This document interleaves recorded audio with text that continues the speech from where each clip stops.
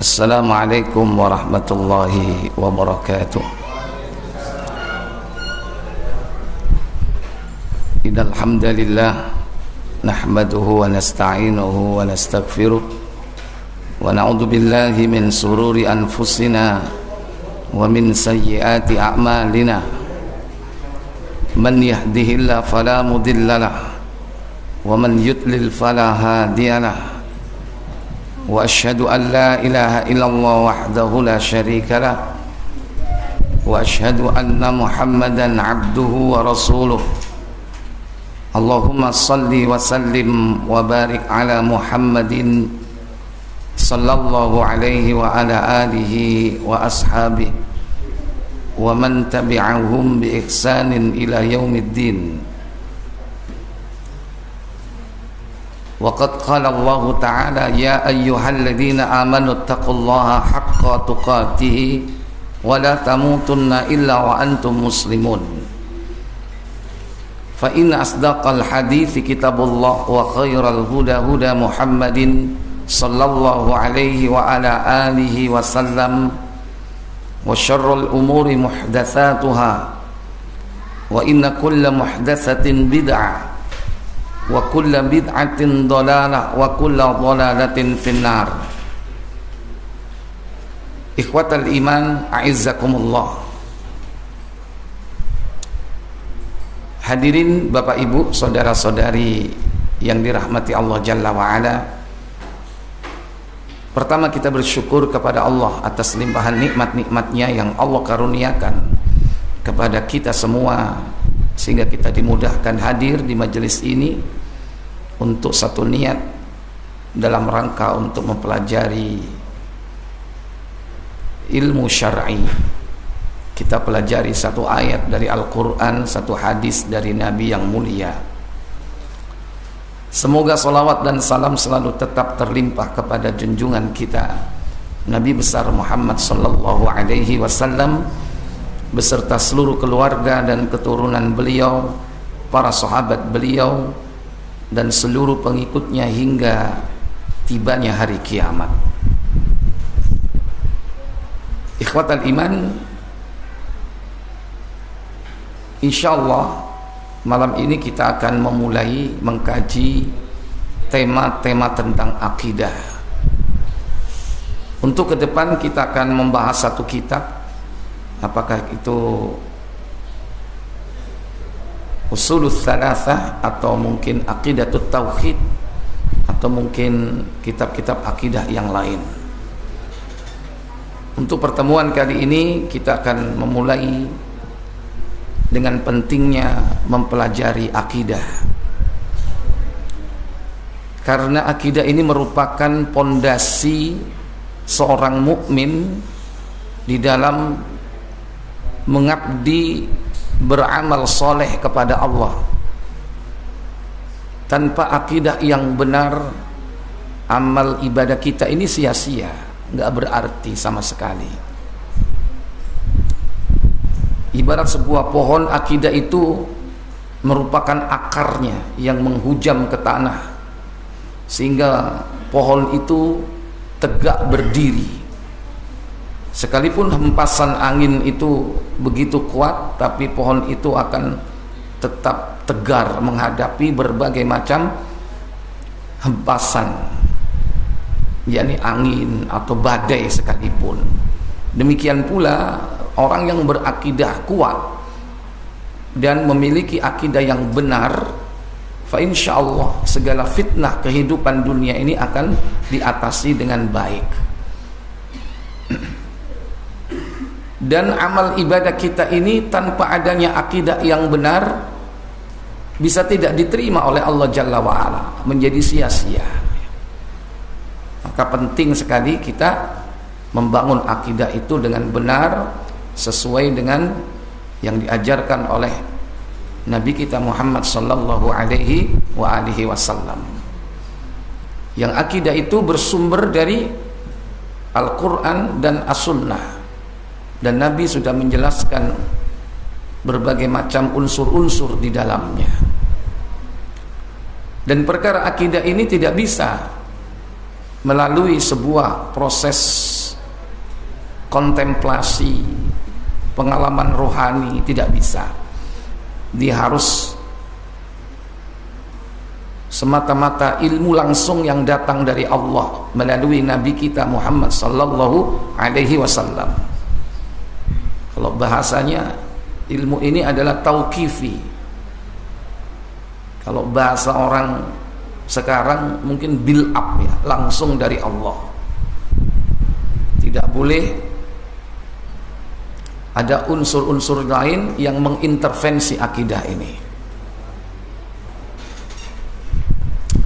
Dan akidah inilah nanti yang akan menyelamatkan seseorang itu dari azab Allah yang pedih. Bahkan sekalipun dia disiksa oleh Allah di dalam neraka karena akidah yang benar, maka dia akan diselamatkan, dikeluarkan dari neraka itu karena akidahnya yang benar. Maka anak-anak kita ini perlu kita tanamkan sejak dini tentang masalah akidah. Ikhwatal iman, para bapak ibu, saudara-saudari sekalian yang dirahmati Allah, akidah yang dibawa oleh para nabi dan rasul itu satu, yaitu akidah at-tauhid, akidah yang menyembah hanya kepada Allah saja. Karena makna dari tauhid itu sendiri adalah ifradullah bil ibadah, yakni mengesahkan Allah di dalam ibadah secara khusus. Secara lebih luas lagi, bahwa akidah tauhid itu yakni ifradullah birububiyatihi wa uluhiyatihi wa asma'ihi wa sifatihi, yakni mengesahkan Allah di dalam rububiyahnya, di dalam uluhiyahnya, di dalam asma dan sifat-sifatnya. Nah, ini yang dibawa oleh seluruh nabi dan rasul, bahwa kita diperintah oleh Allah Jalla wa'ala untuk memurnikan ketaatan kita kepada Allah saja, sebagaimana Allah katakan dalam surah Al-Bayyinah, surah yang ke-98 pada ayat yang kelima. Allah berfirman, wa ma umiru illa liya'budullaha mukhlishina lahuddin. Wa ma umiru, dan tidaklah mereka diperintah, illa, melainkan, liya'budullaha, agar mengabdi kepada Allah, mukhlishina lahuddin, dengan memurnikan ketaatan kepada Allah di dalam menjalankan din agama. Mukhlishina lahuddin, dengan memurnikan. Ya, di situ kita diperintah untuk ikhlas. Makna ikhlas itu adalah murni. Murni di dalam apa? Di dalam mengabdi kepada Allah, menjalankan agama ini semata-mata karena Allah. Makanya tauhid itu adalah menyembah kepada Allah semata-mata, tidak ada oknum yang lain. Kemudian agama ini disebut oleh Allah sebagai ad-dinul qayyimah, hunafa'a wa yuqimus salata wa yu'tuz zakata wa dzalika dinul qayyimah. Dan mereka diperintahkan untuk menegakkan salat, menunaikan zakat, dan itulah agama yang lurus. Di dalam ayat yang lain, agama ini disebut dengan agama yang murni, seperti di dalam surah Az-Zumar 39 ayat ketiga. Allah Jalla wa Ala berfirman, ala lillahi dinul khalis. Ingatlah, lillah, milik Allah, ad-dinul khalis. Coba dibaca. Ingatlah, hanya milik Allah agama yang murni, agama yang murni, bersih, bebas dari apa tadi? Dari syirik. Itu agama Islam, agama yang dibawa oleh seluruh para nabi dan para rasul.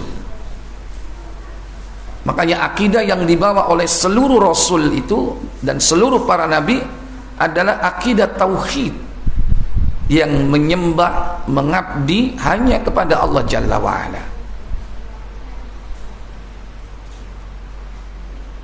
Baik, sebaliknya, ketika seorang hamba itu diperintah untuk mentauhidkan Allah, maka dilarang mereka melakukan kesyirikan. Karena lawan dari tauhid itu adalah asyirku billah, syirik kepada Allah.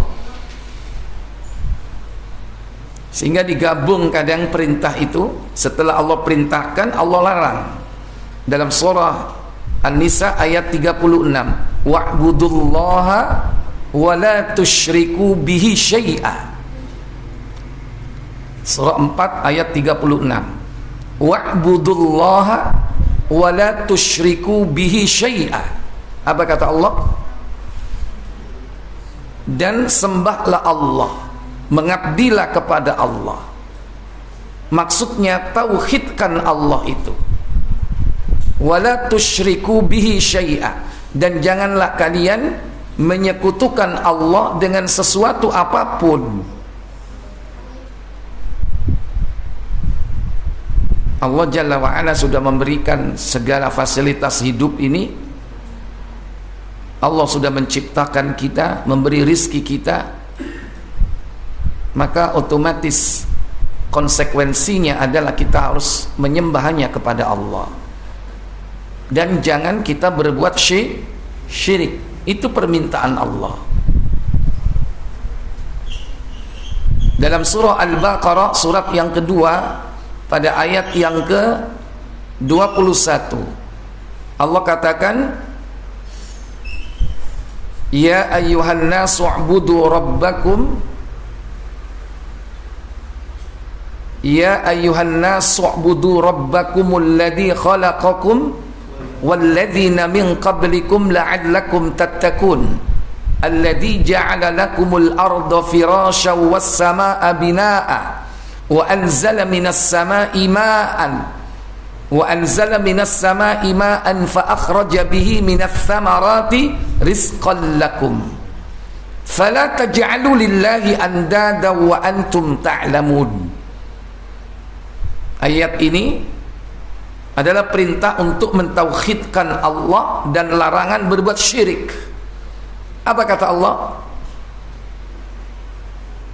Wahai manusia, sembahlah Tuhanmu yang telah menciptakan kamu dan orang-orang yang sebelum kamu, agar kamu bertakwa. Karena Allah telah menciptakan kita. Dialah Al-Khaliq, menciptakan kita dari tidak ada menjadi ada. Maka dipanggil, wahai manusia, sembahlah Allah. Maksudnya tauhidkan Allah. Dialah Allah, Rabb kalian. Maka makna Rabb di situ adalah Al-Khaliq, yang mencipta. Demikian pula Ar-Razik, yang memberi rizki, Al-Muhyi, yang menghidupkan, Al-Mumit, yang mematikan, Al-Mudabbir, yang mengatur segala sesuatunya. Rabbukum, dialah Rabbmu, alladzi khalaqakum walladzina min qablikum, yang telah menciptakan kalian dan orang-orang sebelum kalian, la'allakum tattaqun, agar kalian menjadi orang-orang yang bertakwa.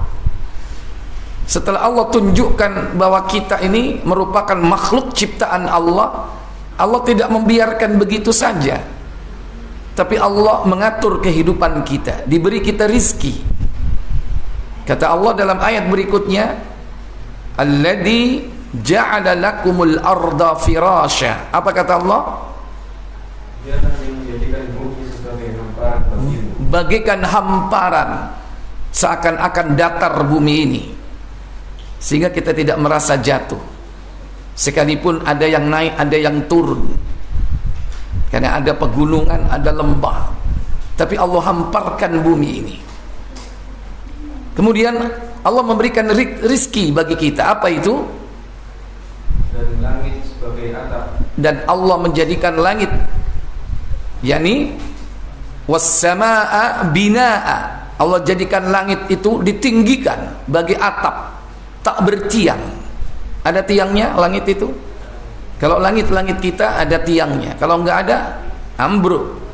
Kalau langit Allah ditinggikan berlapis-lapis tanpa ada tiang. Ini nikmat dari Allah. Kemudian dari langit itu apa kata Allah? Dan dialah yang menurunkan air hujan dari langit. Ya. Wa anzala minas sama'i ma'an. Dan Allah menurunkan dari langit itu air, ma'a, yaitu sebagai hujan. Dari air hujan itu meresap ke dalam bumi. Dari bumi itu fa akhraja bihi minas thamarat. Apa kata Allah? Lalu dia menghasilkan dengan hujan itu buah-buahan sebagai rezeki untukmu. Rizqan lakum, sebagai rizki untuk kalian. Biji-bijian, tanaman, buah-buahan, segala macam bentuk flora. Ada yang dimakan bijinya, ada yang dimakan batangnya, ada yang dimakan rantingnya, ada yang dimakan bunganya, ada yang dimakan buahnya. Untuk apa? Rizqan lakum. Dari semua itu, kita sebagai hamba Allah, sebagai makhluk Allah yang telah diberikan oleh Allah kesempatan hidup di muka bumi ini dan diberi rizki, satu permintaan Allah. Apa kata Allah? Karena itu janganlah kamu mengadakan tandingan-tandingan bagi Allah, padahal kamu mengetahui. Fala taj'alu lillahi andada wa antum ta'lamun. Maka janganlah kalian menjadikan sekutu-sekutu bagi Allah. Jangan kau menyekutukan Allah, jangan kau buat tandingan-tandingan selain Allah.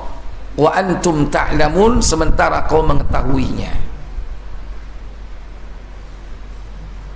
Jadi Allah perintahkan kita mentauhidkan Allah, dan Allah melarang kita berbuat syirik. Inilah dua perkara besar yang harus diperhatikan. Jangan dibuat remeh. Cuman kadang-kadang kita ini menganggap hal itu biasa, bahkan meremehkan. Itu mah sudah biasa. Kita sudah sering dengar, jangan berbuat syirik, maka hendaklah kau mengabdi hanya kepada Allah Jalla wa'ala. Sembahlah Allah saja.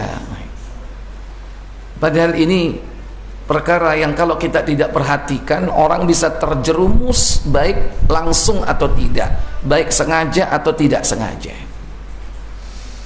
Ikhwatal iman, aizakumullah. Maka dalam sejarah hidup manusia, manusia ini tidak jarang disesatkan oleh iblis laknatullah beserta bala tentaranya untuk keluar dari fitrahnya. Karena setiap manusia itu memiliki fitrah bertauhid. Setiap bayi yang dilahirkan ini, seandainya dia tidak dikondisikan dengan lingkungan bapak dan ibunya, maka dia punya gharizah dalam dirinya, kecenderungan gharizatut tadayyun, kecenderungan beragama, yakni memilih, menetapkan bahwa ada zat satu-satunya yang menciptakan dirinya dan dia butuh kepadanya.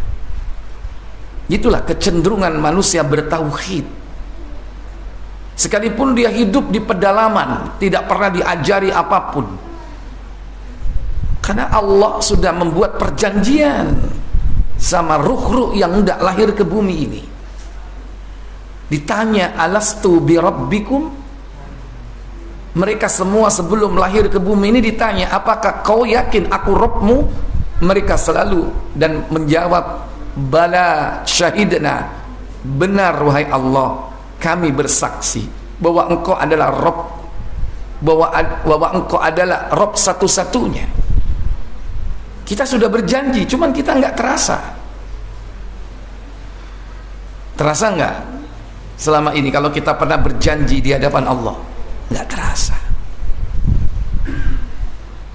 Nah, iblis ini berusaha untuk menyimpangkan fitrah manusia agar keluar dari tauhid, melakukan kesyirikan. Sehingga dari zaman ke zaman kesyirikan ini muncul. Kadang bentuknya mirip, kadang berbeda modusnya, tapi hakikatnya sama. Maka sebelum muncul kesyirikan-kesyirikan yang beraneka ragam, pertama kali kesyirikan itu terjadi pada kaum Nuh, di mana mereka menjadikan orang-orang alim mereka sebagai tandingan-tandingan selain Allah. Sehingga Nuh alaihissalatu wassalam diutus untuk mengajak umatnya ini kembali kepada tauhid. Tapi ketika mereka ditanya, kenapa kau menyembah, yakni patung-patung yang sudah dibuat mirip dengan orang-orang soleh yang sudah mati? Tapi mereka tidak pernah mengatakan kami menyembah mereka. Yang diucapkan oleh mereka itu, semua itu kujadikan sebagai wasilah, perantara untuk mendekatkan diriku kepada Allah sedekat-dekatnya. Kembali kepada surah Az-Zumar 3, yaitu pada ayat yang ke surah 39 ayat 3 ya. Walladzina ittakhadhu min dunihi awliya'a ma na'buduhum illa liyuqarribuna ila Allahi zulfa. Apa kata Allah Jalla wa Ala?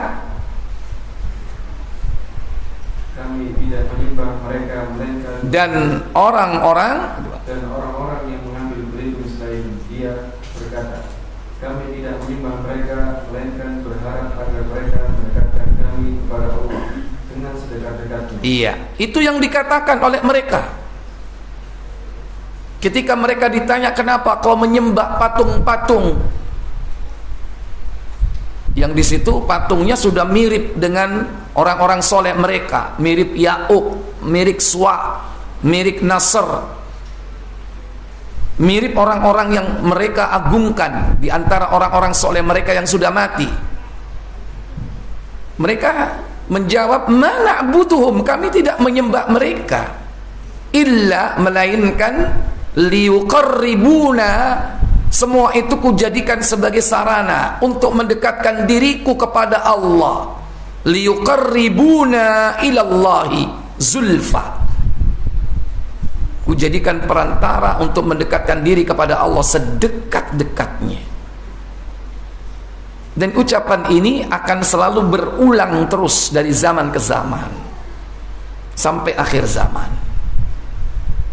Cuman kalau dulu dibuat patung, sekarang kadang langsung ke kuburan orang-orang soleh, ke kuburannya para nabi, para wali, atau orang-orang yang soleh, dijadikan sebagai wasilah, perantara untuk mendekatkan dirinya kepada Allah.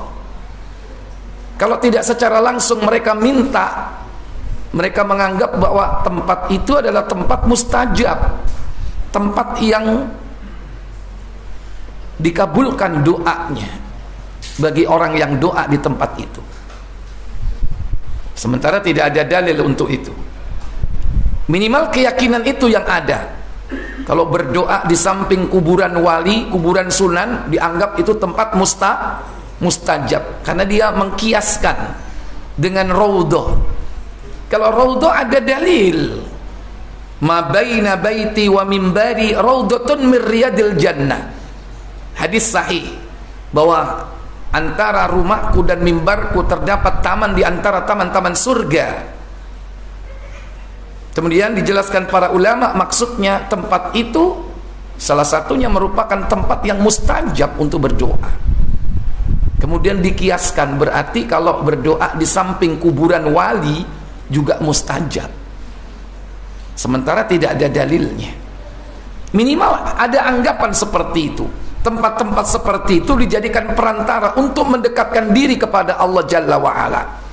Bahkan ada yang lebih dari itu, mereka langsung minta kepada penghuni-penghuni kubur itu. Nah, inilah kesesatan yang terjadi dari zaman ke zaman, dan ini kesesatan yang nomor satu.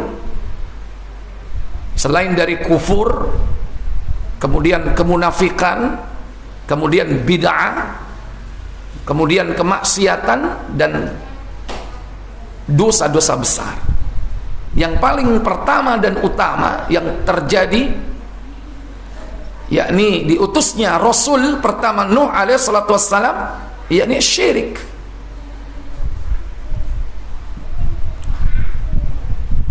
Ikhwatal iman, apakah yang dimaksud dengan syirik itu?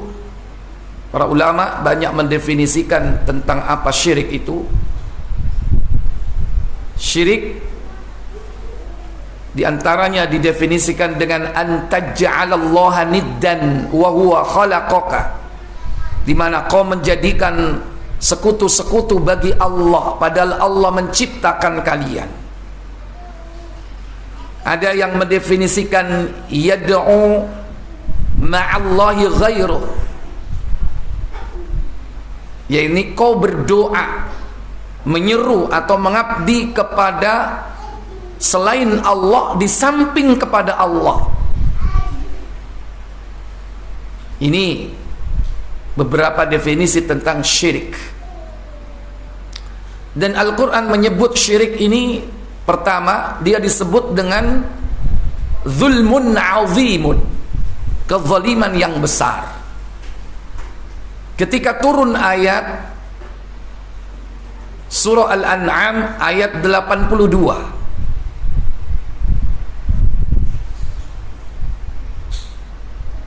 surah Al-An'am, surah yang ke-6 ayat 82,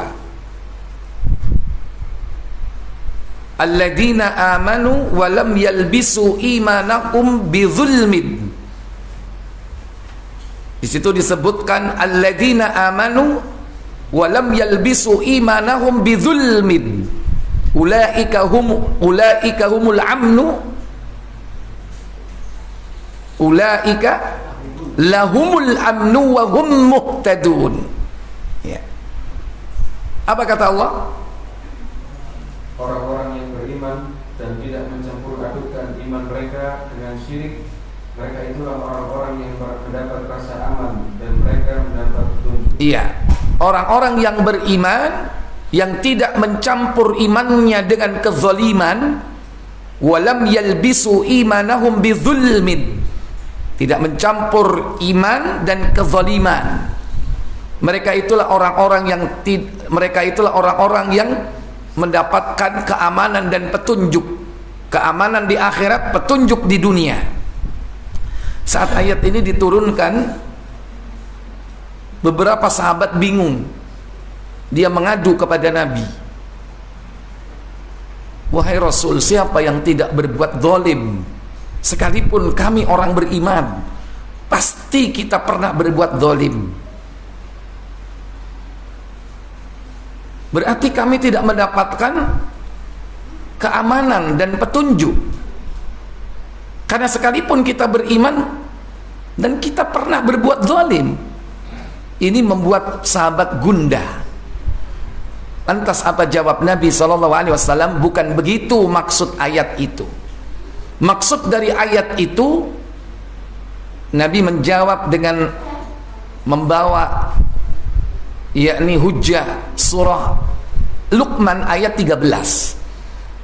Maksudnya adalah sebagaimana yang diajarkan oleh Luqman kepada anaknya. Allah berfirman pada ayat 13 surah Luqman, wa idh qala Luqmanu libnihi wa huwa ya'idhuhu ya bunayya la tusyrik billah inna syirka la zulmun azim. Itu jawaban Rasulullah. Apa kata Allah? Kapan? Ketika dia memberi pelajaran kepadanya. Apa isinya? Wahai anakku, Ya bunayya, janganlah engkau mempersekutukan Allah. la tusyrik billah. Sesungguhnya mempersekutukan Allah adalah benar-benar kezaliman yang besar. Inna syirka la zulmun azim. Sesungguhnya kesyirikan adalah kezaliman yang besar. Ternyata kezaliman yang dimaksud, yang dicampur dengan keimanan tadi itu bukan sekedar kezaliman, tapi kezaliman yang paling besar. Apa kezaliman yang paling besar? Inna syirka la zulmun azim. Sesungguhnya syirik itu kezaliman yang amat besar. Jadi Allah menyebut syirik dengan apa? Zulmun azimun. Yang kedua, Allah menyebut syirik yaitu dengan ismun azimun, dosa yang amat besar.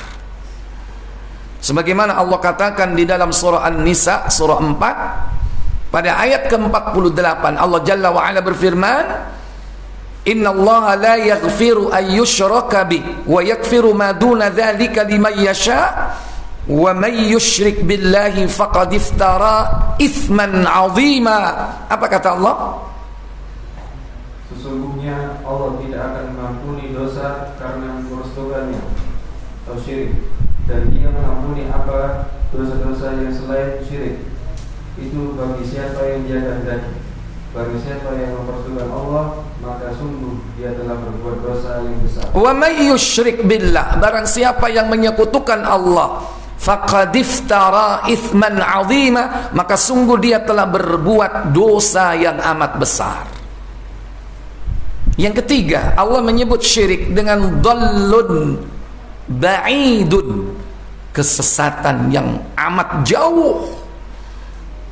Surah An-Nisa pada ayat 116, Innallaha la yaghfiru an yushraka bih wa yaghfiru ma duna dzalika liman yasha wa may yusyrik billahi faqad dhalla dhalalan ba'ida. Apa kata Allah? Allah tidak akan mengampuni dosa syirik, mempersekutukan Allah dengan sesuatu, dan Dia mengampuni dosa selain itu bagi siapa yang Dia kehendaki. Dan barang siapa yang mempersekutukan Allah dengan Allah, maka sungguh dia telah tersesat jauh sekali. Mempersekutukan Allah dengan Allah. Coba diulang. Dan barang siapa yang mempersekutukan sesuatu dengan Allah, maka sungguh dia telah sesat jauh sekali. Wa may yusyrik billah, dan barang siapa yang menyekutukan Allah, disebutkan di situ faqad dhalla, maka dia telah tersesat. Dhalalan ba'ida, dengan kesesatan yang amat jauh. Ya. Ini sebutan-sebutan syirik di dalam Al-Qur'an. Di antaranya ada 3. Disebut dengan zulmun azimun, ithmun azimun, dhallun ba'idun. Dan syirik ini, ikhwatal iman, oleh para ulama dibagi 2 kelompok besar. Yang pertama syirkul akbar, dan yang kedua syirkul asghar. Syirik besar dan syirik kecil. Syirik besar dibagi menjadi 4. Yang pertama syirkun niat, syirkud dakwah, syirik di dalam berdoa. Yang kedua syirkun niat, syirik di dalam niat. Yang ketiga syirkut ta'ah, syirik di dalam ketaatan. Yang keempat syirkul mahabbah, syirik di dalam kecintaan. Adapun syirik kecil, syirkul asghar, dibagi menjadi 2. Pertama syirkul zahir, syirik yang tampak, ditinjau dari sifatnya, dia tampak kasat mata. Yang kedua, syirkul khafi, syirik yang tidak tampak atau samar.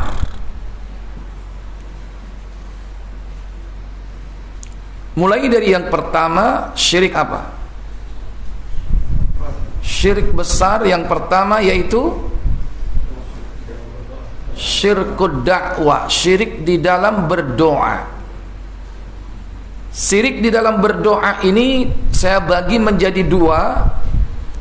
Yang pertama, yakni orang-orang yang tidak pernah mengenal Allah, la ya'rifullaha, mereka tidak kenal Allah. Yang dikenal adalah selain Allah, sehingga dia berdoa, dia meminta kepada selain Allah. Dia minta kepada dewa, dia minta kepada matahari, bulan, bintang, dia minta kepada makhluk, bahkan minta kepada jin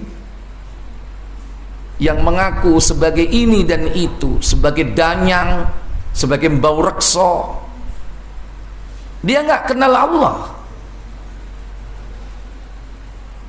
karena tidak pernah datang kepada mereka kitab Allah yang memperkenalkan tentang Allah. Beda dengan orang-orang Yahud. Orang Yahudi kenal Allah. Beda dengan orang Nasrani. Orang Nasrani kenal Allah, tapi mereka melakukan syirik. Nah, itu syirik jenis kedua dalam berdoa, yaitu dia kenal Allah tapi juga kenal selain Allah, sehingga dia berdoa kepada Allah juga berdoa kepada selain Allah. Tapi kalau yang pertama ini dia nggak kenal Allah sama sekali. Makanya mereka minta kepada oknum-oknum yang dianggap mampu memberikan sesuatu yang dimintanya, padahal mereka tertipu. Orang seperti itu nanti akan dihadirkan di hari kiamat, saling berkelahi antara yang meminta dan yang diminta. Allah katakan dalam surah Al-Ahqaf, surah 46, Allah Jalla wa'ala berfirman pada ayat 5 dan 6, wa man adallu mimman yad'u min dunillahi andada, wa man adallu mimman yad'u min dunillahi man la yastajibu lahu ila yaumil qiyamah wa hum an du'aihim ghafilun. Apa kata Allah?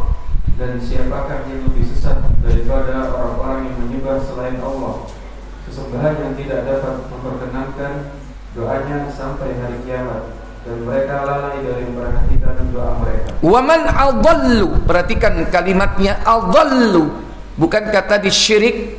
Salah satunya adalah dhallun ba'idun, kesesatan yang jauh. Allah katakan waman adallu, siapa lagi yang lebih sesat, mimman yad'u, daripada orang-orang yang memanggil, berdoa, da'a yad'u, memanggil, menyeru, meminta, berdoa min dunillah, kepada selain Allah, karena mereka nggak kenal Allah. Man la yastajibu lahu, yaitu zat yang dimintai itu tidak bisa memberi apapun, ila yaumil qiyamah, sampai hari kiamat. Wa hum an du'aihim ghafilun, dan mereka lalai terhadap doa-doa yang mereka ucapkan. Mereka minta kepada dewa. Dewa ini banyak ya. Contoh apa? Ada Brahma, ada Wisnu, ada Siwa, ada yang perempuan lagi, Dewi. Dewi siapa? Dewi Sinta.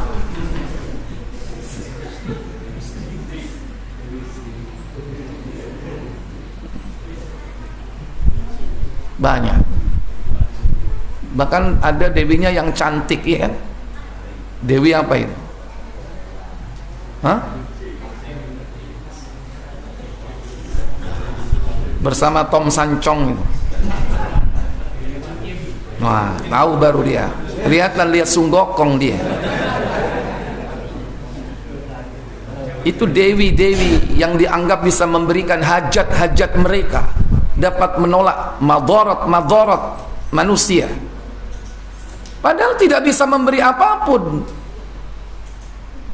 Man la yastajibu lahu ila yaumil qiyamah. Sampai hari kiamat mereka tidak bisa memberi apapun. Wa hum an du'aihim ghafilun, dan mereka lalai dari apa yang mereka ucapkan itu. Sudah masuk? Nanti di hari kiamat ketika mereka dikumpulkan di padang mahsyar, sesembahan-sesembahan itu akan berkelahi, bertengkar. Yaitu pada surah yang sama, ayat berikutnya apa kata Allah? Ayat ke-6. Dan apabila manusia dikumpulkan pada hari kiamat, sembahan itu menjadi musuh mereka dan mengingkari pemujaan-pemujaan yang mereka lakukan kepadanya. Dan mengingkari pemujaan-pemujaan mereka. Kata Allah Jalla wa'ala, wa idha khusyiran nasu, dan ketika mereka dikumpulkan kelak di padang mahsyar, kanu lahum a'daan, sungguh mereka akan menjadi musuh, berkelahi satu dengan yang lain. Wa kanu bi'ibadatihim kafirin, dan mereka mengingkari pemujaan-pemujaan, permintaan-permintaan mereka. Oh niku lapo biyen nyembah aku iku. Aku iki menungso padha mbek awakmu. Lho aku biyen njaluk awakmu mok kei ngono. Sing ngendi? Iku aku biyen njaluk jodoh mok kei, njaluk sugih digawe sugih. Goblok, iku sing ngeki dudu awakku, iku Allah. Berkelahi nanti. Karena yang diminta makhluk tidak bisa memberi apa-apa. Antara yang meminta dan yang diminta akan bertengkar itu. Berdebat mereka nanti, saling mengingkari. Yang meminta merasa bahwa dia dulu diberi. Yang diminta dia menolak karena ditanya, apakah kau memerintahkan mereka meminta kepadamu? Enggak ya Allah. Ikhwatal iman a'izzakumullah. Jadi ini nanti bukan sekedar menjadi kisah ya, tapi betul-betul menjadi sebuah tragedi, dan itu terjadi nanti di hari kiamat. Masuk, silakan azan dulu, kita lanjutkan sebentar.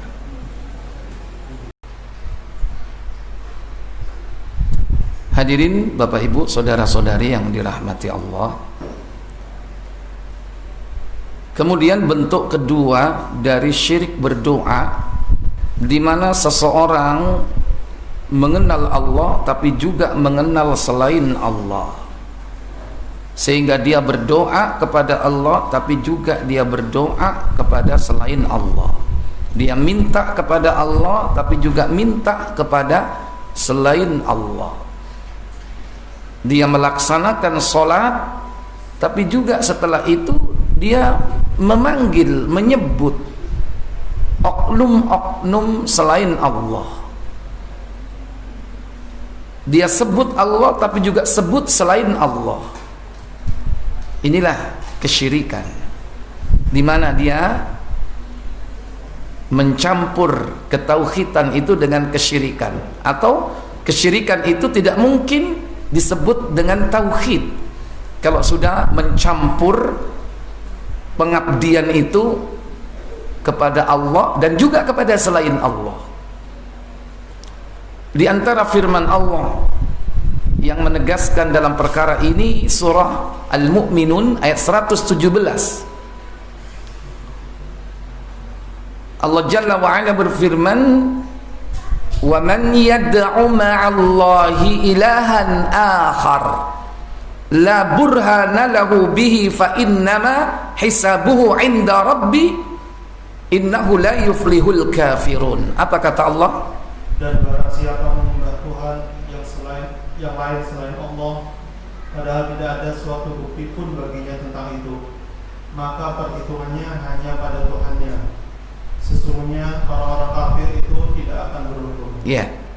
Perhatikan ayat ini, kata Allah, wa man yad'u, dan barang siapa yad'u, da'a yad'u, memanggil, berdoa, mengabdi ma'allah, beserta Allah, ilahan akhar, ada ilah yang lain, ma'allah, di samping Allah, ilahan akhar, ada ilah, sesembahan yang lain. Berarti mendua.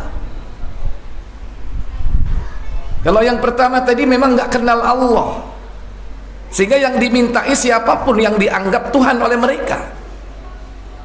Kalau ini dia kenal Allah, tapi dia juga kenal selain Allah dan dijadikan oknum sesembahan. Dia berdoa kepada Allah tapi juga berdoa kepada selain Allah, minta kepada Allah tapi juga minta kepada selain Allah.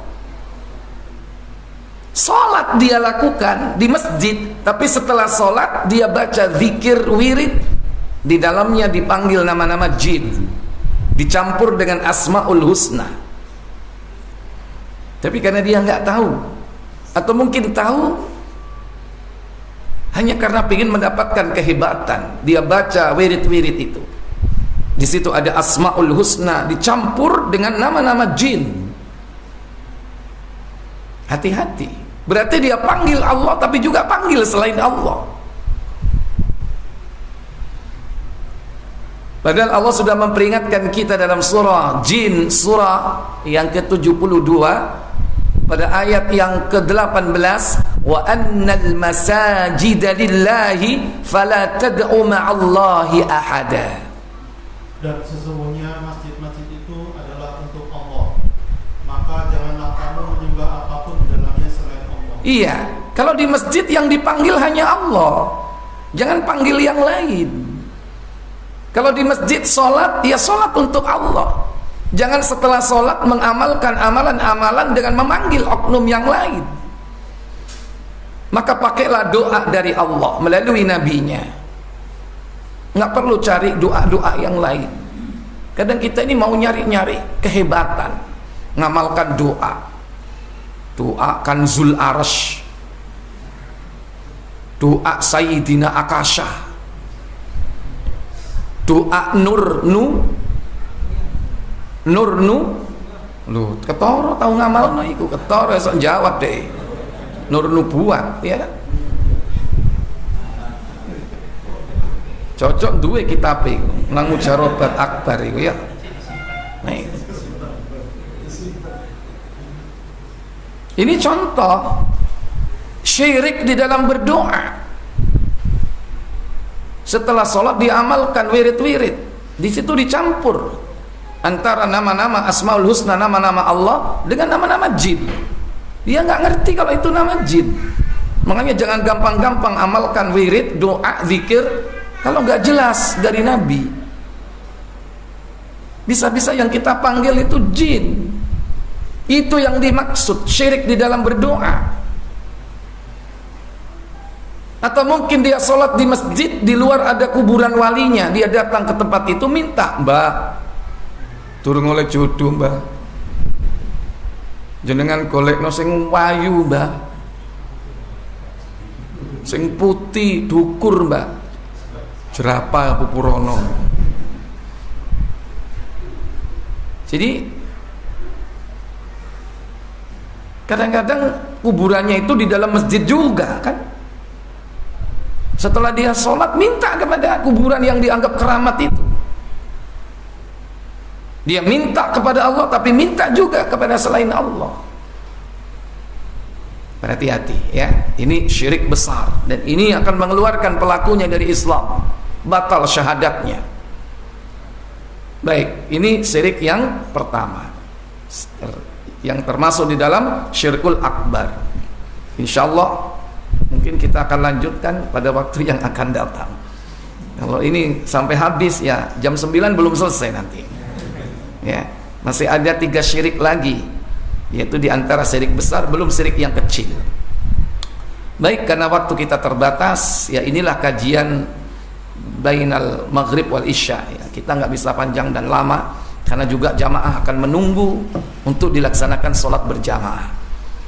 Sekarang kita buka sesi tanya jawab, silakan.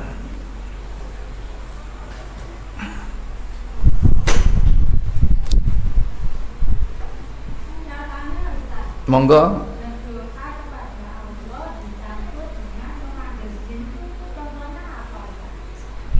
Ya, jadi kadang ibu ada seseorang itu dikasih wirid ya. Nah wirid itu ada nama-nama Asmaul Husna. Ya Hayyu, Ya Aliyu, Ya Ghaniyu, itu nama-nama Allah. Ya Hayyu yang maha hidup, Ya Aliyu yang maha tinggi, Ya Ghaniyu yang maha kaya. Lantas dicampur, diselipkan Ya Wakiyu.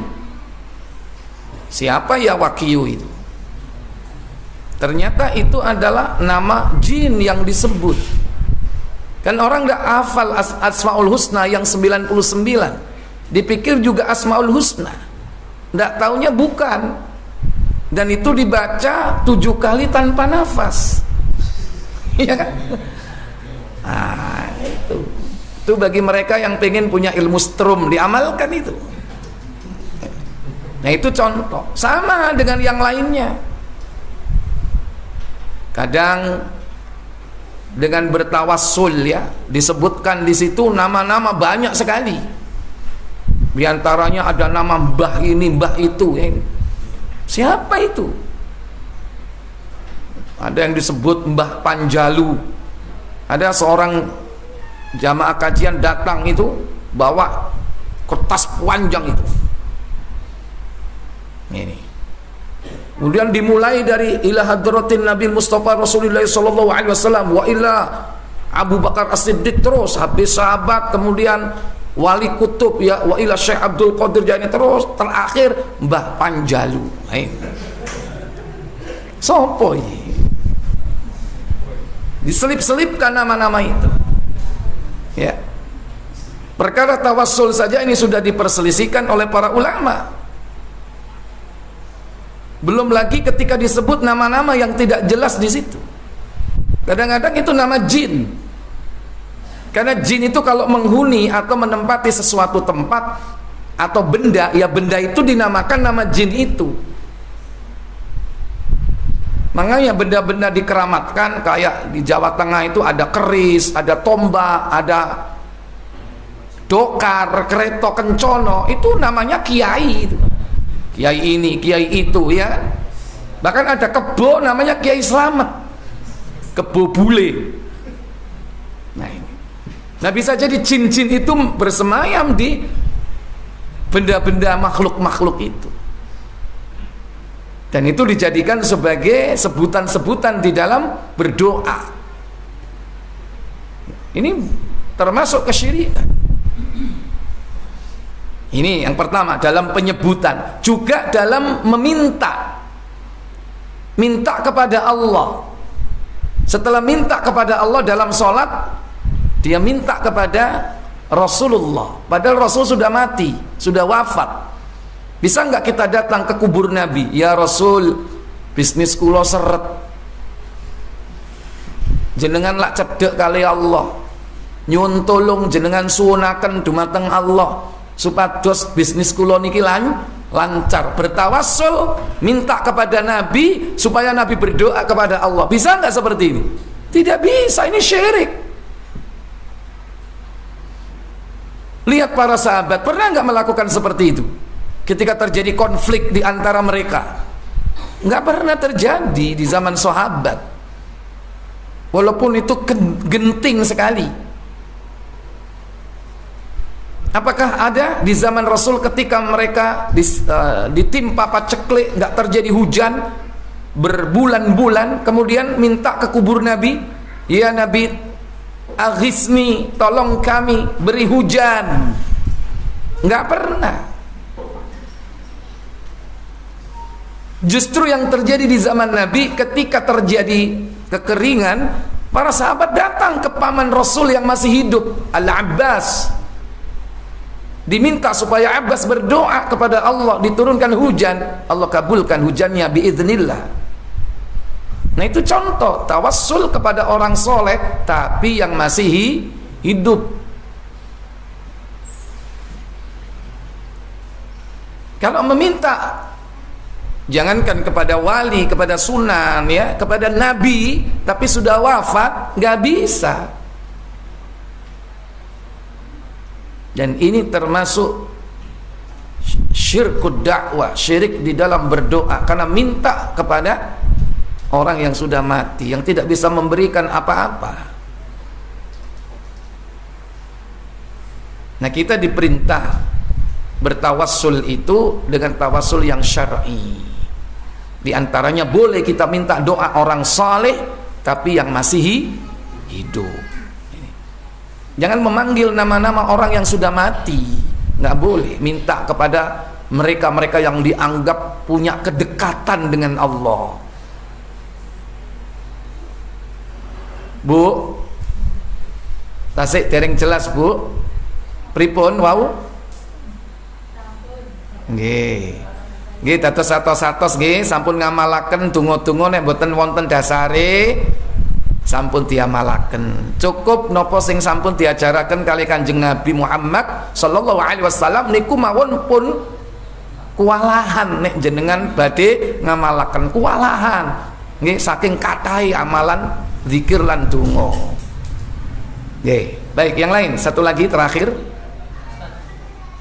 Bagaimana cara kita itu menjelaskan kepada orang tua kita, katakan punya keinginan seperti yang Ustaz jelaskan tadi, masa orang soleh itu datang kepada Allah, ya juga bertanya kepada orang soleh itu, gimana cara menjelaskan? Iya. Kita ngomong itu syirik, gak boleh langsung itu mental, gak terima. Iya. Yang pertama, kita wajib berdoa, berdakwah ya kepada siapapun di antara anggota keluarga kita, termasuk kepada orang tua. Wajib hukumnya, apalagi keadaan orang tua kita ini cenderung kepada kesyirikan, ya, karena kejahilan, ketidaktahuan. Kita sebagai anak wajib mengingatkan, bahkan memberi pemahaman yang benar. Kemudian yang kedua, adab dan etika mendakwai orang tua itu berbeda dengan adab etika mendakwai istri dan anak, karena istri dan anak di bawah kita. Nah, kalau orang tua itu di atas kita, caranya harus pertama, jangan ngajari.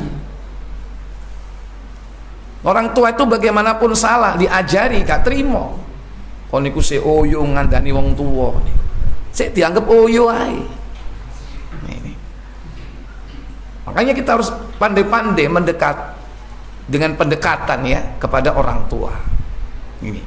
Kalau kita belum mampu menjelaskan, di samping metode yang miskin dan juga ilmu yang terbatas, ya, kita cari metode yang lain. Pertama, bisa kita ajak hadir di majelis taklim. Ajak, Bu, ono pengajian, ayo melok. Engkau mari pengajian mangan soto Madura. Karena dia kesukaannya soto Madura. Berangkat nggak? Budal nggak? Ya, itu pendekatan. Kalau dia pengennya duit, ya dikasih duit, gitu lah. Satu. Jadi ajak ke tempat majelis-majelis ilmu. Jangan kita yang ngomong. Apalagi kita nggak punya metode. Sudah a priori aja orang tua sama kita. Guru ngomong wis meneng li, menengok. Loh, ya kan? Wis. Sudah a priori kita. Ini.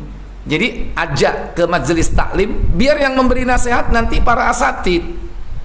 Secara langsung atau tidak. Kalau secara langsung mungkin bertanya. Kalau secara tidak langsung mungkin dia dengerin. Ini yang pertama. Yang kedua, kalau dia suka baca, beri hadiah buku-buku yang berkaitan dengan akidah, tauhid. Kalau suka baca. Tapi kadang wong tua motone wis blerek, ya kan, males. Delok gambar ae wis males. Ini.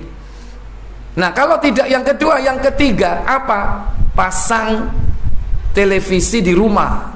Tapi kita kondisikan tayangan itu adalah yang syar'i, TV-TV syar'i, yang isinya adalah dakwah-dakwah tauhid dan sunnah. TV Roja, Wisal TV, Insan TV, dan banyak yang lainnya. Jangan TV-TV mainstream, bayang kok. Kok melok demo mari ngono. Ya kan? Jadi pendekatannya seperti itu. Yang keempat, cari orang yang disegani oleh orang tua kita. Siapa? Tapi yang memiliki akidah yang benar, yang lurus, supaya dinasehati. Nah, mungkin dari 4 cara itu yang memungkinkan paling mudah yang mana? Halo? Dijak pengajian, ditukono buku, distelno TV syar'i, apa dinasehatno nang wong sing disegani, sing kira-kira. Tukono soto. Nah, masing-masing orang tua kita itu punya ya kebiasaan sendiri-sendiri, dan yang tahu itu kita. Kalau ustadz itu nggak tahu, yang tahu itu anaknya, tek-tekannya. Oh, dulu apa tek-tekannya ini? Tek-tekannya apa? Ngono lho. Nah, itu. Ya. Jadi begitu. Kadang anak itu jangan sampai bicara terlalu tinggi nadanya, terlalu frontal, ya, to the point. Kadang perlu nyamping, nggak langsung frontal ke depan. Ya, Bu, kula wingi niku ngaji, Bu. Terus si Pak Ustadz niki ngeten lho. Sing ngomong sapa? Pak Ustadz. Ngono ae saya dibantah, iku lah ustadmu. Ustadku seje lho, ya kan? Ngono ae saya dibantah, apalagi kita langsung ngomong. Padahal kita cuma cerita. Itu pendekatan. Jangan frontal ngomong, ya, nyamping gitu loh. Pura-pura yang ngomong ini adalah orang lain, ustadz. Ya, baik. Saya pikir cukup sampai di sini. Semoga bermanfaat untuk kita semua. Materi ini belum tuntas, ya. Insya Allah ke depan kita akan memakai satu kitab supaya bisa berlanjut, ya. Hari ini saya belum siap tadi karena tertinggal, saya belum pulang ke rumah. Wa akhiru da'wana walhamdulillahirabbil alamin. Subhanakallahumma wa bihamdik asyhadu an la ilaha illa anta astaghfiruka wa atubu ilaik. Wassalamualaikum warahmatullahi wabarakatuh.